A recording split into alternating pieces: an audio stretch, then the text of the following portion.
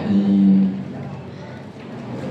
Alhamdulillahi wahdah, wassalatu wassalamu ala man la nabiyya wa la rasula ba'dah, wa huwa Muhammad ibn Abdullah sayyidu waladi Adnan, sallallahu alaihi wa ala alihi wa sahbihi wa man ihtada bihadihi wa istana bisunnatihi ila yaumil ma'adi wa sallama tasliman katsira.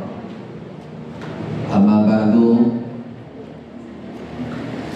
Majelis Ta'lim Kurma semoga selalu diberkahi oleh Allah Subhanahu wa taala.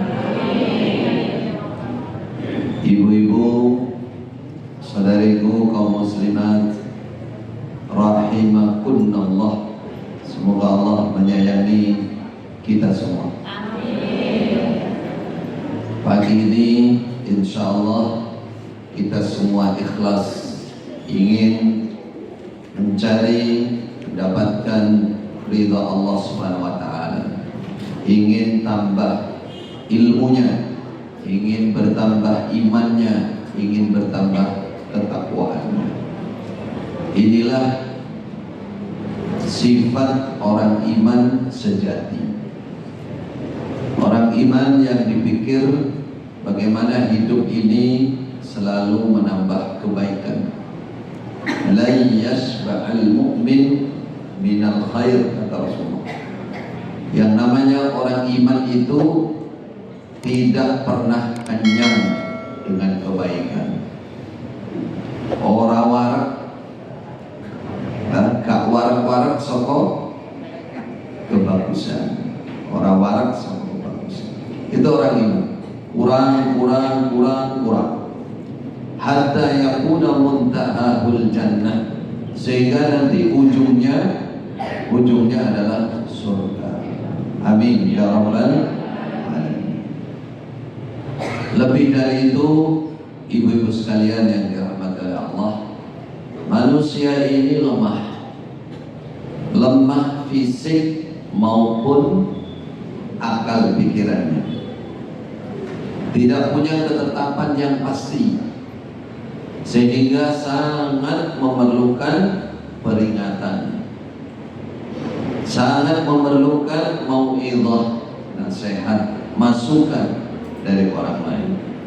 Karena manusia banyak salah, banyak lupa. Itu dimulai dari Nabi Adam dulu.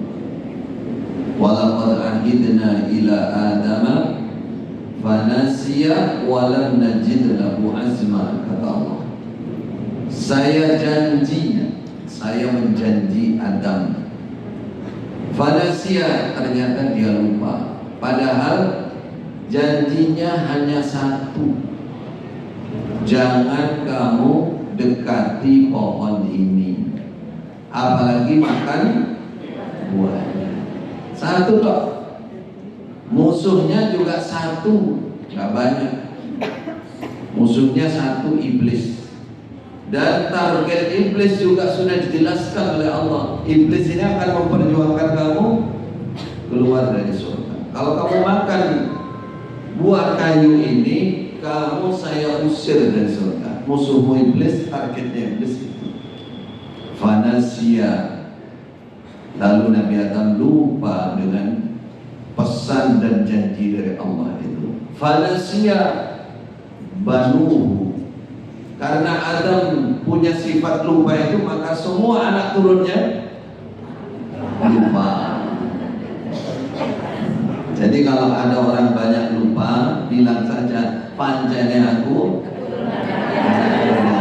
Wah, untuk dalil ini.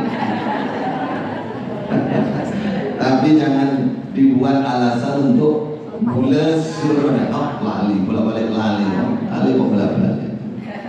Ya. Disinilah pentingnya diingatkan, pentingnya kita mendapatkan peringatan. Terutama saat ini godaan kita bukan iblis saja.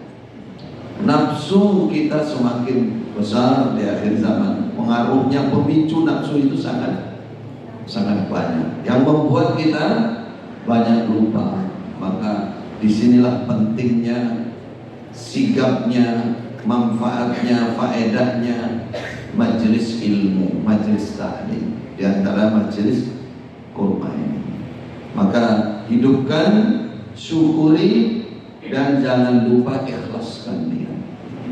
Ikhlaskan niat, karena dengan ikhlas itu kita yang mencari ridha Allah, nanti Allah menambahkan ilmu yang manfaat, ilmu yang ada asar, ilmu yang melekat di dada kita, kita paham, lalu ada samrah, ada buahnya, berbuah keimanan, berbuah ketakwaan, berbuah semangat untuk beramal kebaikan, sehingga nanti buah kebaikannya, amalnya terus bersemangat dan bisa terus amal ma'ruf nahi munkar. Amin ya rabbal alamin.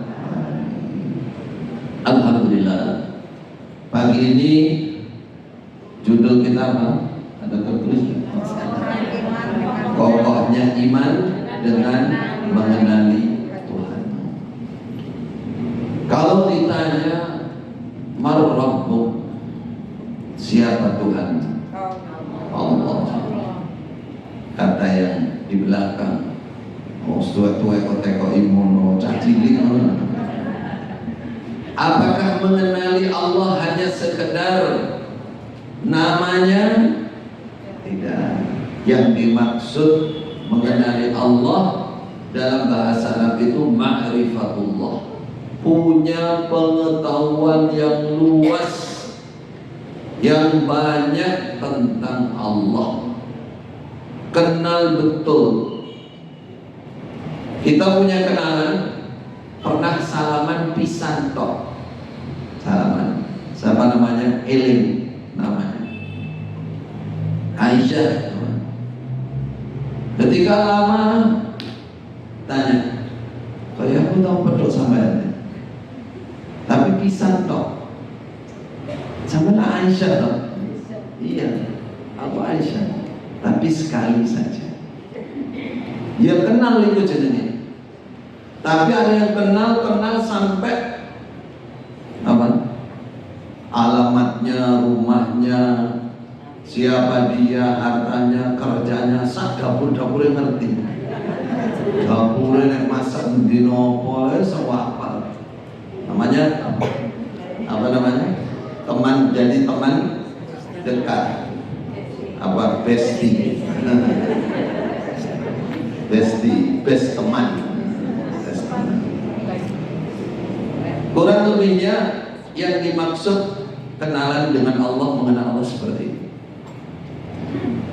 Jadi ma'rifatullah, orang mengenali Allah dengan seluk-beluk nama-namanya, sifat-sifatnya. Yang kita kenal itu dapat memudahkan kita untuk mengokohkan iman, menguatkan iman. Lebih dari itu, saudaraku yang saudari kaum muslimat yang dirahmati Allah, besok pertanyaan di kuburan pertama tentang Allah.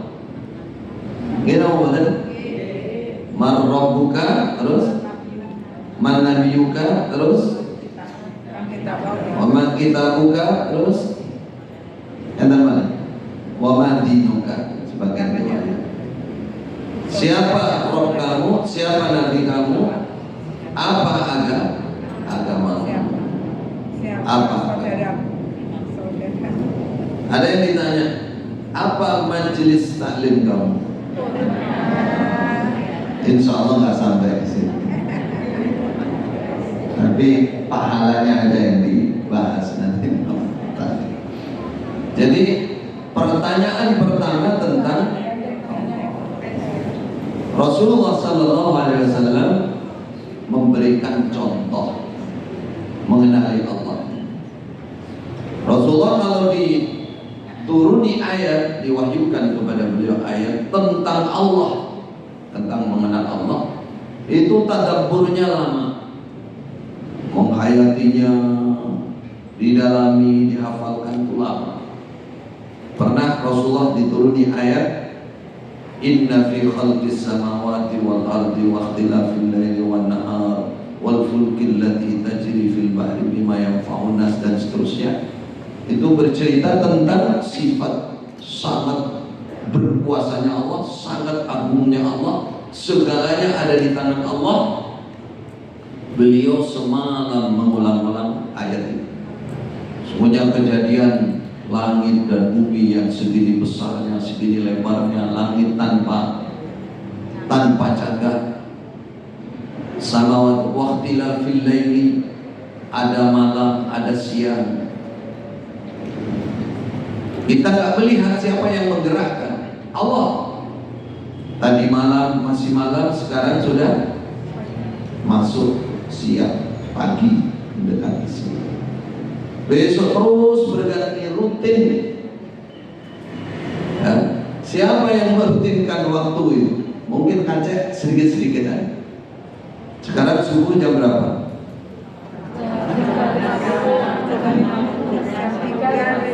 3.50. Berarti rajin subuhnya. Yang kayak saya jawab, oh ya jam 5 sih. Oh, jam 5 ini jam 4 kurang 10 menit. Dapat jam 5 ini. Berarti suruh ini bisa masuk. Ya, sampai mana tadi? Jadi Allah yang mengatur waktu. Wal ardu fil laili wan nahar. Wal fulki allati tajri fil bahri. Lautan yang segitu lebarnya, ombak yang segitu besarnya. Ada perahu dari kayu papan gitu, isok laku. Siapa yang menjalankan perahu itu? Dan jumlahnya berapa? Perahu kecil, perahu besar, nelayan, kabeh. Isok nggak care, 1-2 aja yang tahu. Karena itu ujian juga dari Allah. Siapa yang menggerakkan itu? Fil bahri bima yanfa'un nas, membawa hal-hal yang manfaat bagi manusia. Wa ma anzalallahu minas sama, air turun dari langit. Ya. Kemarin hujan dari jam berapa? Sampai malam. Saya pulang jalan malam itu lewat Pasar Paing, biasanya penuh orang mengaji, sepi. Hujan. Berarti kalah sama hujan. Biasanya ditutup kan, di malam nggak ditutup sama hujan. Hujan yang diturunkan, lalu Allah menumbuhkan tumbuh-tumbuhan, subur, berbuah di mana-mana. Siapa yang menurunkan hujan? Allah. Minas sama. Terus kejadian-kejadian besar itu dimuat dalam satu ayat. Rasulullah membaca ayat itu satu malam diulang-ulang, menangis. Itu contoh mengenali Allah. Jadi bukan hanya kenal Allah gitu kan. Bayangkan menghayati betapa kuasanya Allah. Wa fi anfusikum afala tubsirun. Orang melihat fisiknya saja, kalau dia kenal Allah, itu tambah imannya, tambah kokoh imannya. Melihat, masya Allah, mata saya bisa melihat sejak umur berapa saya gunakan mata saya. Siapa yang bisa, yang membuat mata saya melihat? Allah. Masya Allah, telinga saya berapa tahun, alhamdulillah nggak seperti teman saya bolak-balik ke THT. Sekali colok 1 second. Depan. Pernah saya salah. Benar. Seminggu sekali colok 1 second, 1 bulan. Berarti harganya congek 1 kali. Congek. Satu kali 1 second yang umur. Satu surut gitu. Berarti congek kita itu ada harganya. Masya Allah. Allah Akbar. Pikir terus satu persatu tangan. Itu kata Allah. Wa fi anfusikum afala tubsirun. Kamu lihat itu lah. Badan kamu saja itu lah. Kalau kamu betul menghayati itu betapa Allah itu maha kuasa. Kan tidak ada sesuatu itu bergerak, berubah tanpa ada yang merubah, kan begitu kan? Itu akal kita. Kalau kita bertanya masing-masing kita ini, tangan bergerak, kaki bergerak, apakah itu semata-mata karena kemauan kita? Tidak. Itu ada yang menggerakkan. Buktinya kalau sudah tidak dikehendaki bergerak, sudah lumpuh. Gitu. Kalau kita enggak, ini kekuatan saya, kapan kita menciptakan kekuatan kita? Nggak ada. Loh, saya minum madu. Lah, madu dari mana? Kemudian di dalam itu apa Anda tahu? Apa kita tahu madu itu bergerak ke arah mana terus bisa menguatkan? Nggak ada. Yang mengerti begitu siapa? Allah. Nggak mungkin itu bergerak, berubah sesuatu itu tanpa ada yang menggerakkan. Siapa itu? Allah. Semua makhluk itu Allah. Semua makhluk itu Allah. Coba kalau kita betapa Allah maha agung, maha besar, maha kuasa, maha asa. Jelimet-jelimetnya yang kecil-kecil itu semua ada di tangan Allah Subhanahu wa ta'ala. Nah, Rasulullah mengajarkan kita untuk memikirkan itu, mengenali Allah. Namanya ibadah at-tafakkur. Saya berikan tema seperti ini kepada siapapun, kepada ibu-ibu apalagi. Jangan sampai ada orang mengatakan bahwa ada bedanya antara laki-laki dan perempuan di mata Allah. Tidak ada bedanya. Semua yang imannya lebih sungguh, disitulah dia yang lebih mulia di hadapan Allah Subhanahu wa ta'ala. Maka kokohkan iman dengan mengenali Tuhan. Baik. Untuk melatih diri kita, coba kita ambil poin-poin besar tentang Allah, tentang sifat-sifat Allah. Yang pertama, kita mengenali Allah bahwa Allah itu maha satu.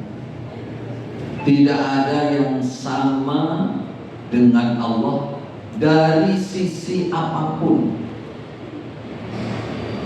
Sehingga Allah menyatakan, aku tidak butuh syuraka, orang-orang yang kamu anggap sama dengan aku.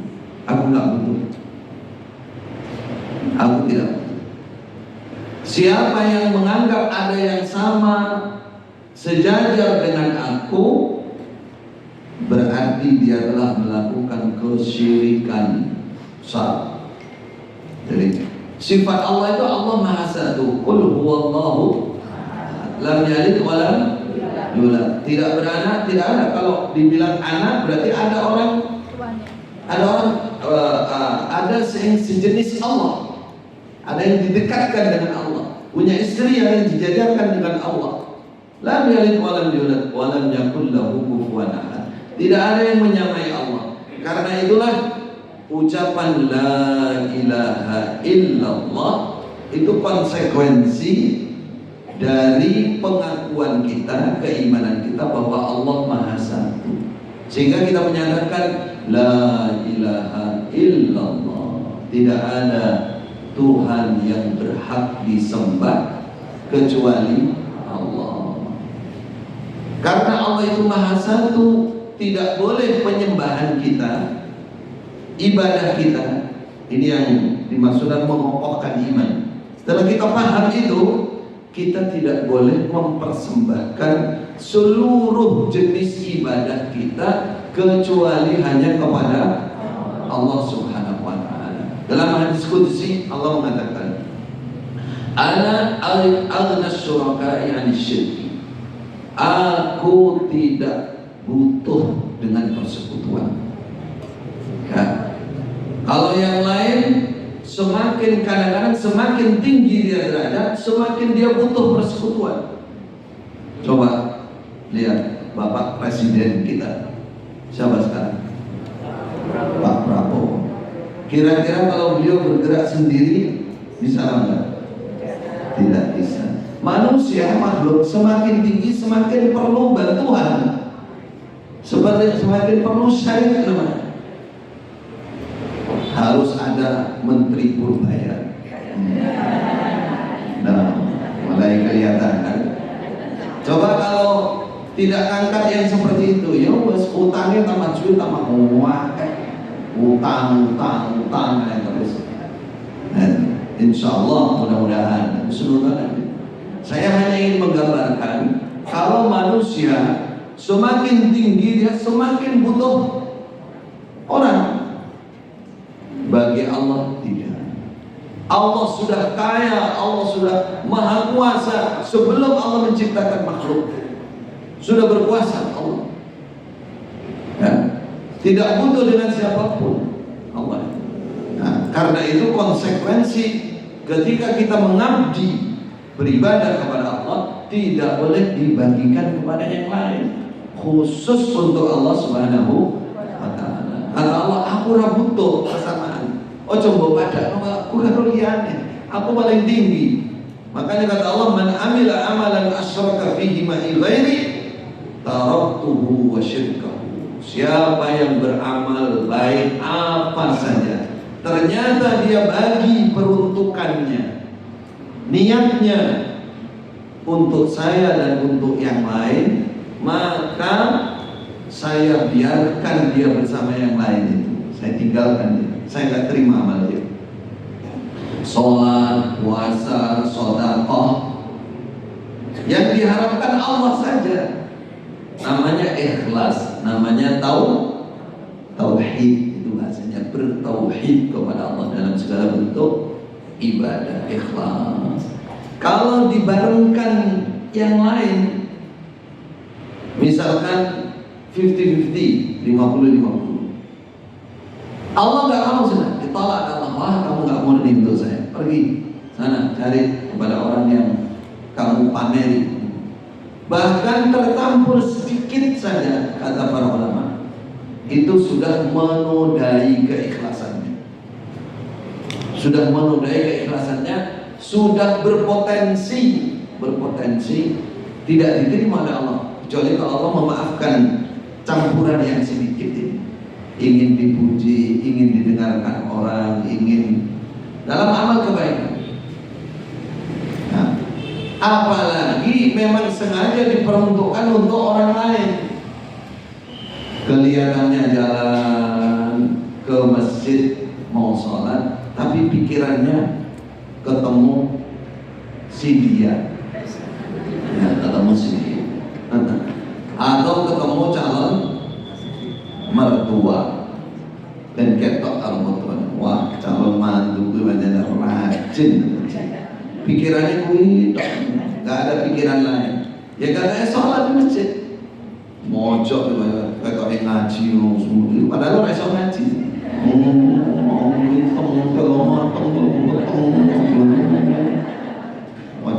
jadi calon mertua, wah betul ini calon mantu ternyata. Semua lihat ke masjid, mampir le. Padahal ngapun tepat lagi, pas poso belum. Poso pokok kersa. Jadi kita memahami, ya, beriman Allah itu Maha Satu. Allah tidak butuh dengan persekutuan. Apa hikmahnya? Segala amal kita pasti kita lakukan dengan keikhlasan yang tinggi. Hanya Allah yang dituju. La nuridu minkum jazaan wala syukura. Nah, apa manfaatnya kalau orang sudah punya keimanan yang kuat, kokoh di situ? Allah, hanya Allah yang kita perlu ibadah. Amal sesedikit apapun ibu-ibu, itu bisa berharga dan bisa jadi menjadi penyelamat kita di sisi Allah Subhanahu wa taala. Kalau sudah keikhlasan tinggi, murni untuk Allah saja, sesedikit apapun bisa jadi penolong kita. Dalam hadis sahih, Rasulullah mengatakan ada seorang laki-laki keluar dari rumah, hadis sahih Bukhari, sahih Muslim. Lalu di tengah jalan dia mendapati duri, cabang duri di tengah jalan. Terus dipinggirkan singkirkan. Apa yang ada? Ya Allah, ada ini kalau mengenai saudara-saudara saya berat. Berarti ikhlas dia. Singkir. Allah kata Rasulullah, Allah meridhai orang ini, lalu Allah mengampuni dosa-dosanya dan Allah memasukkannya ke dalam surga. Coba nyingkirkan duri sedikit. Apa masalahnya? Kenapa jadi masalah kecil jadi besar? Karena keikhlasan kepada Allah. Bagaimana kita supaya bisa ikhlas dalam beramal? Itu tadi, kita tahu betul, beriman betul Allah itu Maha Satu, tidak boleh ada yang disamakan dengan Allah. Lalu konsekuensinya apa? Konsekuensinya beribadah, segala bentuk kebaikan hanya untuk Allah. Kita sedekah, ngasih orang, kita akan oleh sama orangnya mau terima kasih mau tidak. Ngasih tukang parkir berapa biasa? Sepeda motor 2.000, mobil maka Romeo padahal mobil. Setelah mau ngasih, iki aku nanti seberang ya tak kei, mega ya kok enak men. Iki contoh gak ikhlas. Kalau ikhlas enggak, sama waktunya aku ngesake itu nggak parkir ngasih. Ada yang ikhlas, ada yang campur-campur ada. Ada yang campur-campur. Dia mau ngasih kalau dia dapat sesuatu. Kalau orang ikhlas, Allah saja dari benar. Jangan mengatakan ini 2.000 bisa menyelamatkan kita. Tadi uang beri satu aja bisa menyelamatkan. Kalau kita lakukan dengan keikhlasan, lakukan keikhlasan. Sama-sama ngasih itu kan itu kan pekerjaan hati saja. Kenapa kita tidak ngurusi hati kita? Podo-podongan kayak ikhlas kalau orang pekerjaannya hati, sama-sama ngasih. Yang satu ada manfaatnya, yang satu tidak manfaat sama sekali. Tidak ada pahalanya, tidak ada keikhlasan. Ada seorang raja yang mungkin pertemuan lalu saya ceritakan, mudah-mudahan belum, yang bangun masjid. Bangun masjid yang indah, megah, bagus. Dia mengatakan, saya bersumpah tidak boleh ada seorang pun yang membantu pengeluaran biaya pembangunan masjid ini. Dibangunlah masjid atas biaya baginda raja besar, megah. Kira-kira kayak sini di Solo itu, Citopo itu. Tapi itu bantuan itu, bantuan itu pameran, bantu ya. Yang sana yang dapat pahalanya. Kalau ini betul aja ini, dia bikin, kemudian dia memerintahkan untuk ditulis namanya di depan masjid itu. Besar. Setelah jadi, raja ini tidur malam bermimpi, nama itu sudah berubah. Dia bangun, dia marah. Wah, lihat, siapa yang berubah nama masjid? Dan pada dilihat, ternyata masih nama dia. Malam kedua begitu lagi, marah dia. Cepat lihat, sudah diganti yang belum namanya? Apa diganti apa enggak? Ternyata masih nama dia. Ketiga mimpi lagi. Yang ketiga ini namanya jelas, nama si Fulana, seorang wanita binti Fulana, tertulis di situ, bukan nama raja. Kata baginda raja itu, kalau itu tetap namaku, tetap orang itu harus dicari.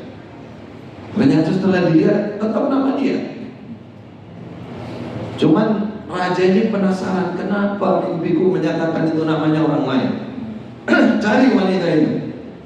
Nah, datang, ternyata wanita ini sudah tua, dituntun menghadap raja ini. Katakan, Anda yang ikut-ikutan membiayai masjid ini.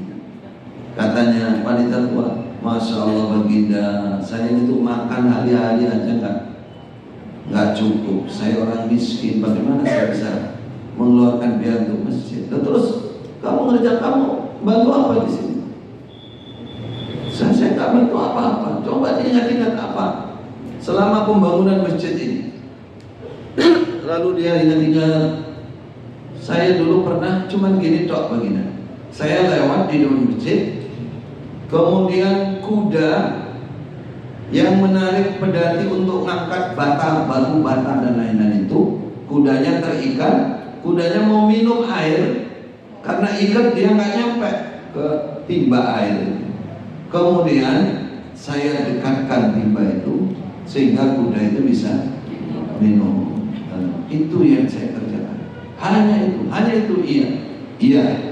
Itu kamu lakukan dengan keikhlasan sehingga Allah menerima amalan kamu. Sedangkan masjid yang ini saya tidak ikhlas, saya tercampur niatnya, maka Allah tidak menerima. Mulai sekarang masjid ini harus atas nama kamu, ganti namanya. Sadar raja ini. Ini cerita tapi berhikmah. Memang dalilnya begitu. Keikhlasan itu sangat menentukan. Baik. Yang kedua, kita mengenali lebih dalam lagi bahwa Allah pencipta kita, yang menciptakan kita. Kita ini asalnya tidak ada, menjadi ada. Kalau manusia mencipta, membuat, itu dari ada dirubah. Paham bedanya? Manusia juga menciptakan, tapi barang sing ono dirubah. Contohnya dengan masak, tapi kan barangnya sudah ada, ya, bahannya sudah ada, ya, bawangnya dari mana? Dari sawah. Nah, yang menumbuhkan siapa? Petani. Bukan, petani cuma nandur tok. Yang menumbuhkan Allah. Ya. Kalau diurut-urut semuanya begitu. Nah, yang menciptakan sejati semua itu Allah Subhanahu wa ta'ala. Ya ayyuhan nasu ubudu rabbakumul ladzi khalaqakum. Allah menuntut kita setelah menciptakan kita, kita disuruh beribadah. Wa ma khalaqtul jinna wal insa illa liya'budun. Yang dimaksud di sini, di mana letak kokohnya iman? Kita menyadari betul aku biar orang ono. Tidak ada. Bahkan kejadianku ini dari barang yang sesuatu yang tidak berharga, dan aku diciptakan hanya untuk beribadah. Dan berarti yang memiliki aku sepenuhnya itu Allah. Coba kita punya harta milik kita, atau kita yang membuat, lalu apa ya gambarannya? Ada orang miskin, kita biayai, kita sekolahkan, hidupnya kita cukupi dari kecil sampai besar. Maksudnya supaya kerja di tempat kita. Apa kita punya rumah sakit, ini disekolahkan, miskin dari desanya. Nah, setelah dia menjadi dokter misalkan, nggak mau kerja di tempat kita, kira-kira bagaimana? Murid-murid mau betul. Murid-murid secara umum pastinya marah karena sudah berjuang menjadikan dia, menyekolahkan dia, membiayai dia. Atau dia kerja, disuruh kerja, kamu kerja di sini aja, tapi dia kerja di situ juga di tempat lain, marah lagi karena tidak boleh kerja di situ, tidak kerja atau kerja campur-campur, double. Karena dari awal tujuannya begitu, maka dia akan marah. Bagaimana Allah asalnya kita tidak ada, ciptakan Allah, saya tak ciptakan kamu untuk ibadah kepada-Ku, lalu kita tidak beribadah. Kira-kira bagaimana? Murka, Allah murka.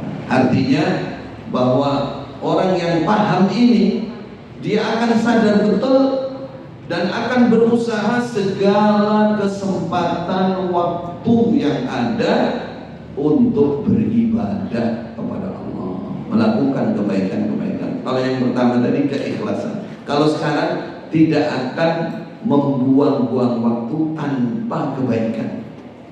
Karena apa? Karena saya diciptakan untuk beribadah, untuk melakukan kebaikan kepada Allah Subhanahu wa ta'ala. Dan ini dilakukan oleh orang-orang soleh, orang-orang ahli ibadah, laki-laki, perempuan, sampai istri-istri Rasulullah begitu.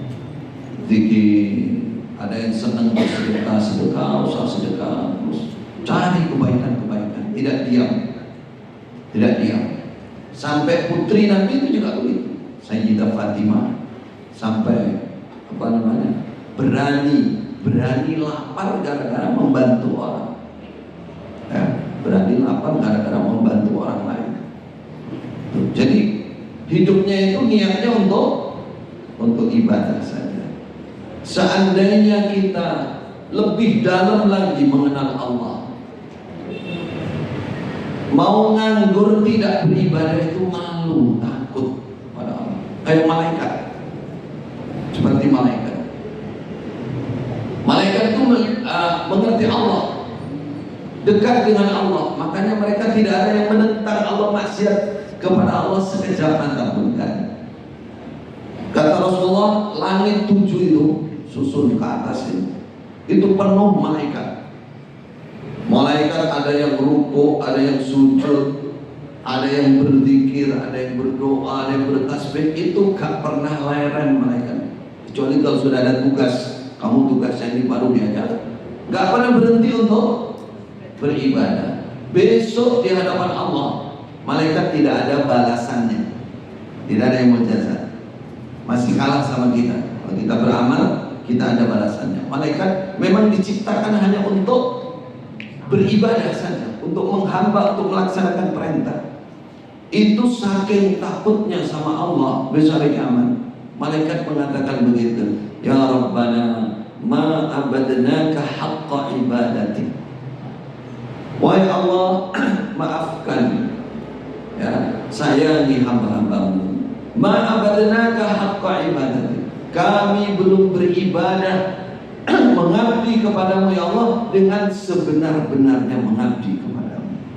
Artinya belum sesuai dengan keagungan Engkau, dengan kemuliaan Engkau. Padahal malaikat bersuara tahu. Nah sekarang bagaimana kita? Kaifa bina? Lerennya dengan ibadahnya banyak mananya? Oke, lerennya. Mudah-mudahan Allah mengampuni kita semua. Allahumma rahmana ya Allah, ampuni kelemahan kami, wastur uyubana, tutupi aib-aib kami, waghfir dzunubana, ampuni dosa-dosa kami.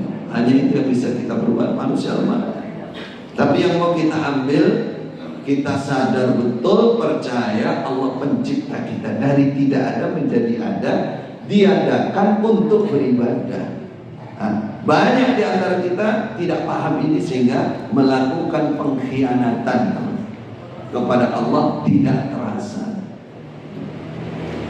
Kalau ditanya santai saja, itu sebenarnya sudah menunjukkan lemahnya iman. Harus bersemangat sebagaimana Rasulullah Sallallahu Alaihi Wasallam. Memang saya katakan tidak harus di masjid terus berdan. Sambil masak kita berzikir, istighfar, sambil jalan, sambil jualan, sebelum ke pasar, sebelum keluar sholat duha dulu 2 rakaat misalkan. Dicari kesempatan-kesempatan ibadah, wujudkan waktu-waktu untuk beribadah. Tadi saya katakan enggak warak, bagus. Abu Hurairah itu seorang yang masa mudanya cari ilmu terus, angger warak sampai keluar, kadang-kadang sampai geblak, jatuh lemes, masih ada di sisi Rasulullah. Setelah beliau berkeluarga, hari-hari dengan ilmu dan ibadah, keluarganya diajak beribadah, istrinya diajak beribadah. Sampai malam itu dibagi 3, piket kerja malam, kerja apa? Kerja ibadah. Sepertiga malam Abu Hurairah, sepertiganya istrinya, sepertiganya anak-anaknya atau pembantunya. Pokoknya di rumah itu tidak boleh ada yang tidur semuanya, tidak boleh. Abu Hurairah mendekati kematian, beliau menangis. Karena menangis ada yang bertanya di dekat Yuki, apa yang membuat engkau menangis? Apa kata Abu Hurairah? Bakaitu li bu'di safari wa qillati zadi. Aku menangis karena perjalananku nanti menghadap Allah itu jauh sekali, ribuan tahun, mulai alam kubur. Kalau sekarang berarti Abu Hurairah sudah 1000 tahun lebih di kuburan. Nanti hari kebangkitan belum tahu, hari kiamatnya berapa lagi? Berapa hari lagi? Allah a'lam, kita nggak tahu. Mungkin ratus, mungkin ribu, Allah a'lam. Dan belum hari kebangkitan sampai hari kiamat 50.000 tahun. Hari kebangkitan sampai ke surga. Kata Abu Hurairah, perjalananku nanti jauh sekali, sedangkan bekalku kurang sedikit, masih sedikit bekal. Loh, perjalanan yang jauh itu bekalnya harus banyak. Apa yang dimaksud bekal? Amalan, ibadah. Itulah orang-orang soleh zaman dulu, karena mereka mengenali Allah Subhanahu wa ta'ala. Lalu Allah yang berapa tadi? 3, baik. Allah yang mengatur segala urusan makhluk ada di tangan Allah. Karena itulah kita berpasrah pada Allah saja. Jadi seluruh urusan, seluruh perkara, seluruh apapun yang ada di makhluk dan seluruh makhluk itu ada di tangan Allah semua.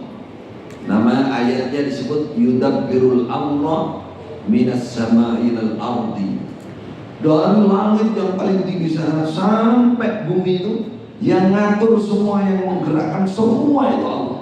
Ngatur rezekinya, ngatur sembuhnya, kalau sakit, ngatur hidupnya, ngatur ekonominya, ngatur semua Allah yang ngatur. Hadis itu Allah Maha Kuasa, Maha segalanya. Apa yang kita ambil kalau sudah sadar begini? Maka kepasrahan setelah kita berusaha semampu kita itu hanya kepada Allah Subhanahu wa ta'ala. Inni tawakkaltu 'ala Allah wa rabbi wa rabbikum ma min dabbatin illa huwa akhidun bi nasiyatiha. Setiap makhluk oleh Allah dipegang ubun-ubunnya. Artinya dalam kuasa Allah. Arta apa? Itu kuasa Allah semua. Tidak ada yang lepas dari pandangan Allah. Sampai semut hitam pun kecil di waktu malam yang gelap di atas batu yang hitam, kata Rasulullah, itu yang mengetahui, yang mengatur Allah. Bagaimana dia jalan, kepleset orang, nengtir rezekine, itu Allah semua. Satu-satunya semut. Di dalam kan lagi pernah dengar wabah corona? Oh, bukan hanya dengar, kena di sana. Coba waktu kita kena, yang ada yang kena dulu. Coba dicari di mana itu, apa namanya, virusnya yang di panggulnya. Nah, Allah itu tahu tempatnya di mana. Allah itu tahu. Yang lebih kecil dari Allah tahu. Dan virus itu juga ciptaan Allah, kita makhluknya Allah untuk menguji manusia. Uji manusia, masya Allah, betapa Allah segala sesuatu di tangan Allah. Wa may yatawakkal 'ala Allah fa huwa hasbuh. Ini melahirkan tawakal yang tinggi kepada Allah. Kalau sudah tahu, udah nggak khawatir, ada rasa takut, rasa khawatir apa? Tawakal kepada Allah. Saya berpasrah kepada Allah. Kalau sudah berpasrahnya tinggi kepada Allah dan hanya mengerucut untuk Allah, hasbuh, maka Allah pasti apa? Mencukupi dia, mencukupi dia. Ketika perang Badar itu orang iman pasti kalah sudah, pasti. Nah, yang dilawan 1 lawan 3, alatnya lengkap. Orang iman 1 orang lawan 3 gak punya alat. Sing orang kelambenan barang, gak punya baju. Alatnya hanya kayu tok, kayu.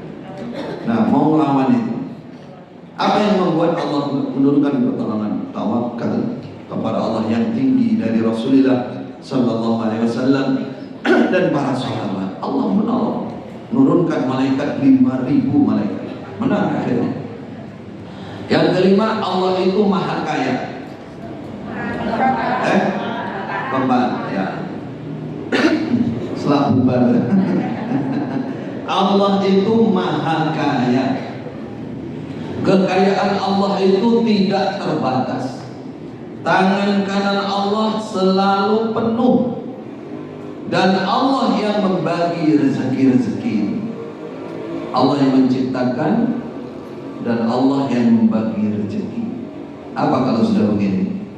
Kita mencari rezeki, tapi memohon rezeki dan tawakalnya hanya kepada Allah Subhanahu wa taala. Kalau paham, kalau nggak paham itu ya uring-uringan yang penting. Agus kati sukma dengan rapayu payu diskopoi. Karena punya tawakal kepada Allah. Kalau sudah begitu, oh ini memang mungkin belum rezeki saya hari ini. Ya Allah, kapan rezeki saya Allah? Berkahi ya Allah. Sabarkan hamba-Mu. Enggak lama Allah nolong. Itu namanya kekuatan iman. Orang yang paham, yang menciptakan rezeki, oleh Rasulullah dikatakan tangan Allah kanan itu selalu penuh dan tidak terkurangi sedikit pun ketika memberikan segala sesuatu kepada makhluknya, tidak terkurangi. Semenjak Allah menciptakan langit dan bumi dan semua makhluk, semua kebutuhannya itu Allah berikan, tapi tidak mengurangi sedikit pun yang ada di tangan kanan Allah. Allah maha kaya, Allah maha segala. Kalau sudah begitu, nah, kita kepasrahan totalnya masalah rezeki itu hanya kepada Allah Subhanahu wa taala. Jangan pernah khawatir, setiap manusia pasti ada rezekinya. Ada seorang alim namanya Hatim Al-Asam, ahli ibadah. Cerita singkat. Dia punya anak perempuan masih kecil. Tapi anak ini sudah paham juga, sudah mengerti, sudah mengenal Allah. Ketika Hatim Al-Asam ini mau pergi haji, dia tidak punya bekal untuk haji dan tidak punya bekal untuk ninggali keluarganya, kecuali mungkin hanya untuk makan 3 hari.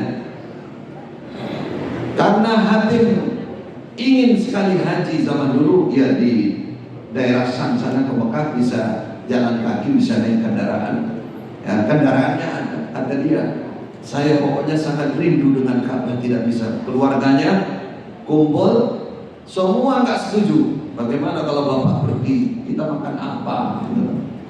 Tapi yang anak perempuan satu ini mengatakan, "Idhab ya Abi, bapak silakan pergi. Dengan kangen dengan Baitullah insya Allah." Loh bagaimana dok kalau saya pergi, kalau kita pergi? Apa kata anak perempuan ini? Baqiyar Razzaq, baqiyar lana Razzaq.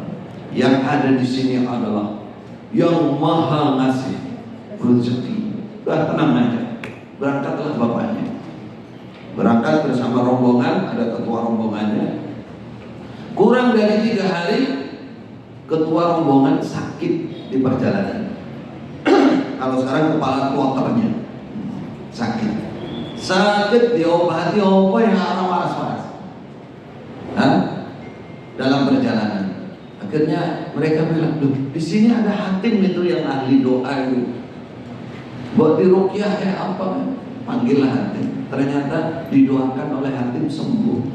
Kata pemimpin rombongannya, "Wahai Hatim, mulai berangkat sampai di waktu haji, sampai pulang lagi ke rumahmu, jangan khawatir, aku yang membiayai kamu." Padahal dia sudah mau habis bekalnya.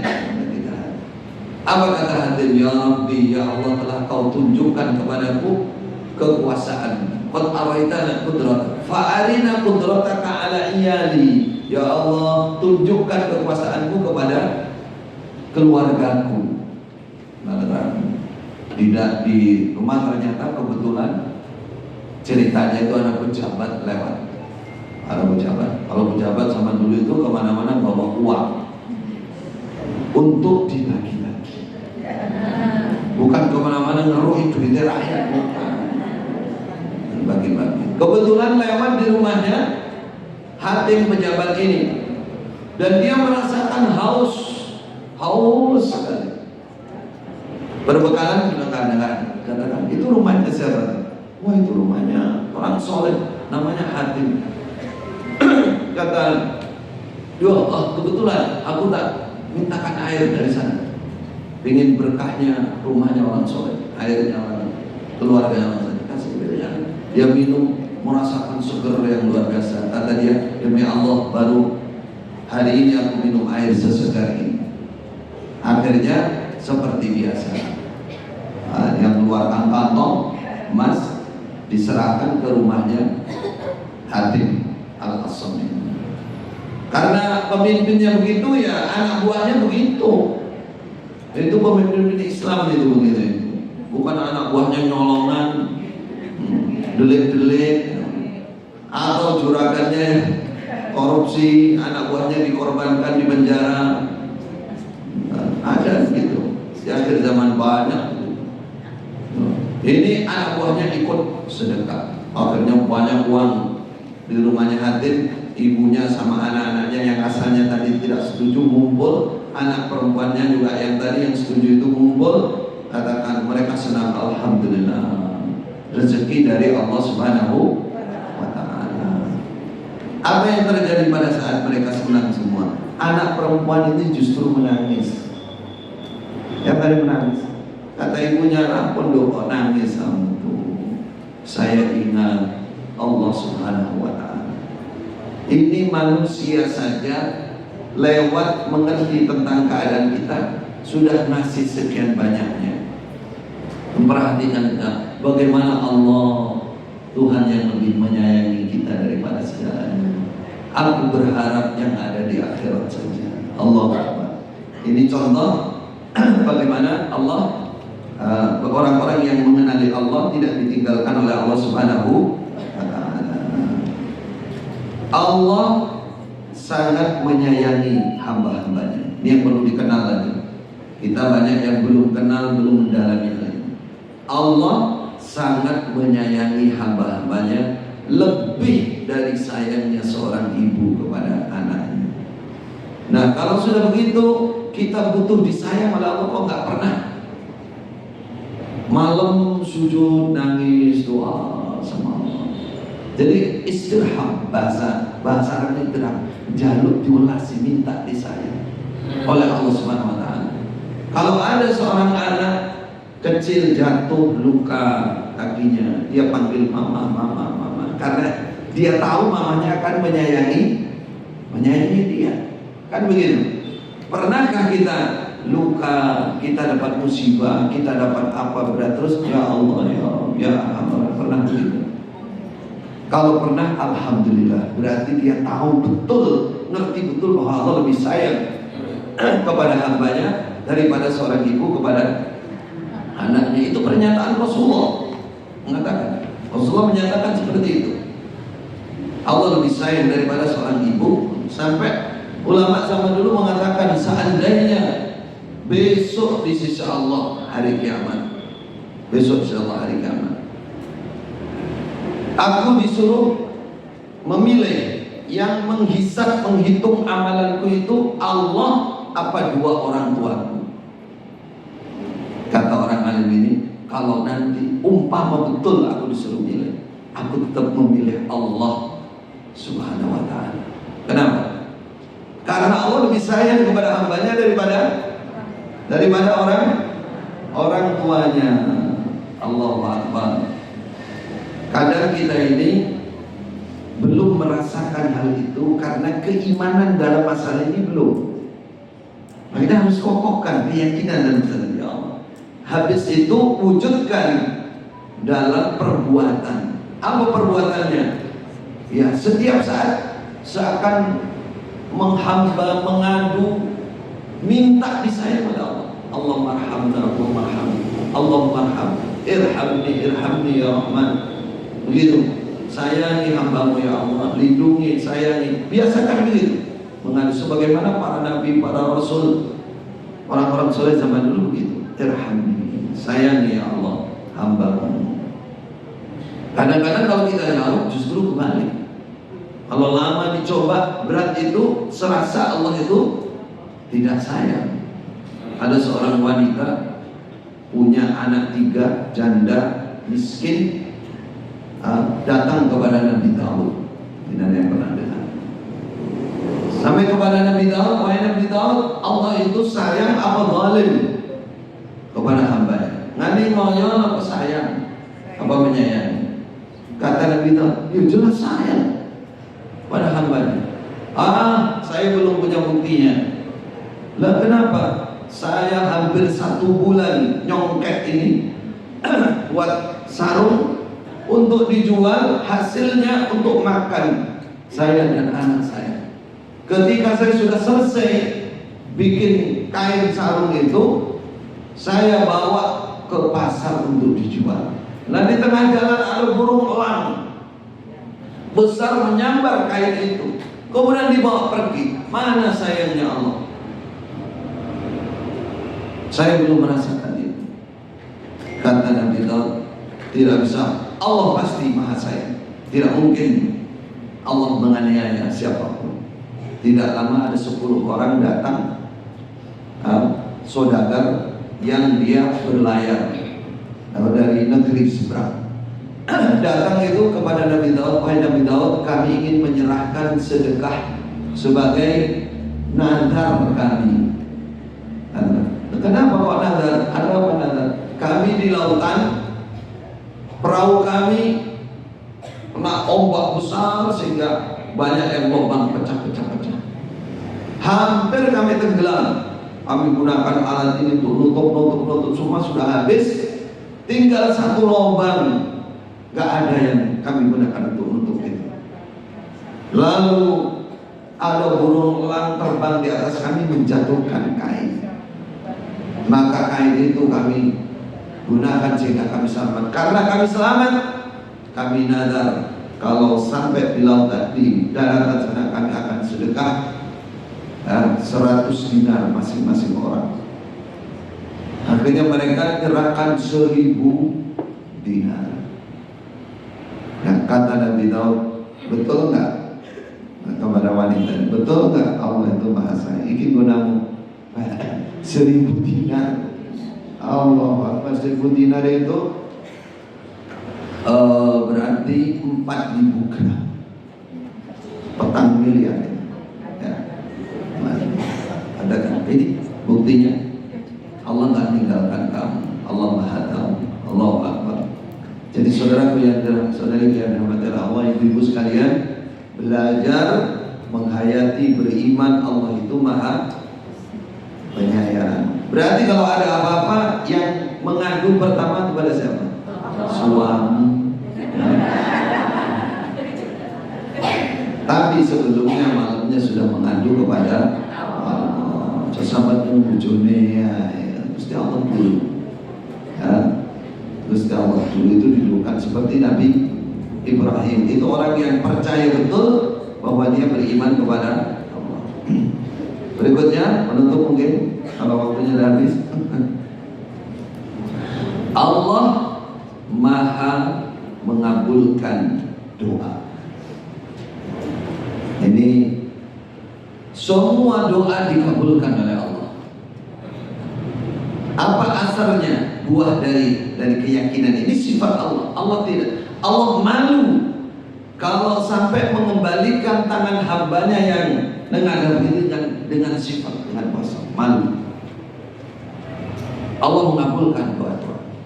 Ini sifat Allah. Allah tidak pernah ingin mengecewakan hambanya. Apa buah dari ini? Kalau kita yakin kokoh imannya, pasti selalu berdoa kepada Allah Subhanahu wa Ta'ala. Tidak pernah berhenti untuk berdoa kepada Allah. Butuh apa? Doa. Nah, namun kita manusia ini biasanya yang diinginkan itu, yang diminta harus sesuai dengan permintaan. Padahal kadang-kadang Allah memberi yang lebih baik, atau Allah menghindarkan dia dari keburukan yang semisal atau yang lebih parah, atau Allah lebih sayang lagi, tidak dikasihkan tapi disimpan, ditumpuk dulu dan semua kan hari kadang disimpan besok di hadapan Allah. Pada saat manusia sudah sangat membutuhkan, sudah tidak beramal lagi, disimpan di sisi Allah. Berarti tidak pernah rugi Jika kita berdoa, apakah langsung dikasih? Kalau meminta langsung dikasih sesuai permintaan, ya wujudkan. Ya Allah, saya nggak mau yang diganti, saya nggak mau yang disimpan. Boleh, boleh saja. Karena Allah Maha tahu. Tapi hati-hati, Allah juga menilai keimanan kita, kecintaan kita terhadap akhirat dan terhadap dunia. Cinta mana? Kalau lebih cinta akhirat itu orang iman yang sesungguhnya. Tapi kalau cinta dunia aja, duit aja pikiran. Pokoknya duit kamu, pokoknya gak wujud duit kalau betul mana? Kata Allah, Masya Allah, kamu lakuin keturunan. Tapi intinya berdoa nggak ada kecuali kalau isi doanya itu dosa, kata Rasulullah, isi doanya itu haram, dosa, dan atau memutus suami itu ada di hadis begitu dua itu. Tapi kalau selama doanya itu baik, tidak ada yang ditolak. Ada kalanya dikasih langsung, ada kalanya dibebaskan dari musibah yang sepadan. Harusnya dia kodarnya itu sakit, biayanya 100 juta, dia minta uang 100 juta, tapi dia oleh Allah dibebaskan dari sakit ini, nilainya sama. Nah kita nggak tahu, kita berhikmah saja, usulkan aja seperti itu. Atau ditunda, ditumpuk dulu, nanti dikasih banyak. Atau disimpan oleh Allah di akhirat ketika kita sangat memerlukannya. Kita sangat memerlukannya. Kalau sudah berdoa, Allah pasti mengabulkan. Ada seorang dokter di Pakistan, namanya Aisyah, dokter ahli bedah, Muslim. Ketika ada muktamar di kota lain, dia naik pesawat untuk mengajar muktamar kedokteran tingkat dunia saat ini. Ketika naik pesawat, angin kencang, cuaca tidak mengizinkan, pengumuman dari pesawat katakan kita harus mendarat. Akhirnya pesawatnya turun, pokoknya di tempat mendarat yang di hutan. Istilahnya motor atau tempat mendarat darurat situ. Mungkin punya tentara atau punya siapa. Ketika dia sudah turun, padahal muktamar sudah waktunya udah mepet. Ya. Kemudian dia mendatangi bagian di bandara itu, katakan kalau nunggu pesawat lagi 16 jam lagi baru ada pesawat ke sini. Kalau tidak, Pak Dokter lewat darat saja 3 jam bisa sampai di tujuan. Oh ya sudah naik lewat darat, hujan lebat, angin kencang, gelap.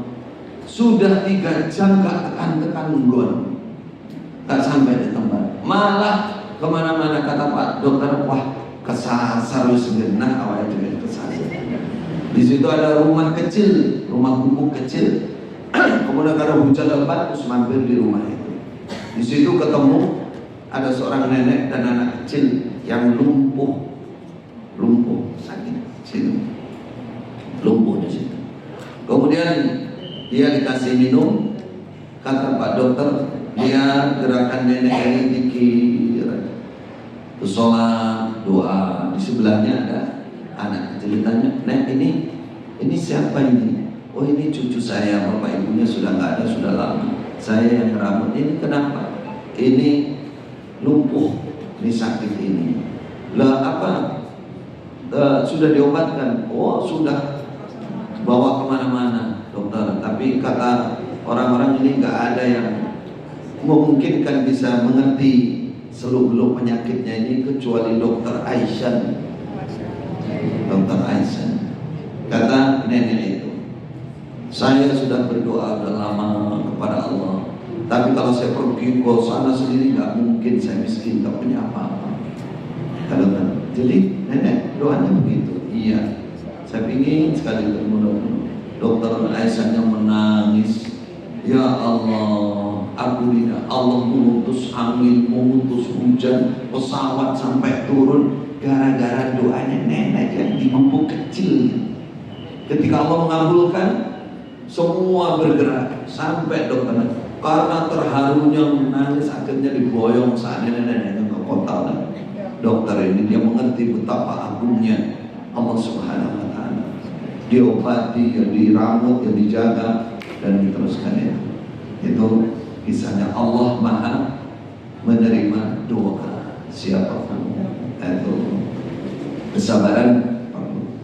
Fa insyaallah sepertinya cukup apa? Lanjut. Cukup. Kata belakang cukup.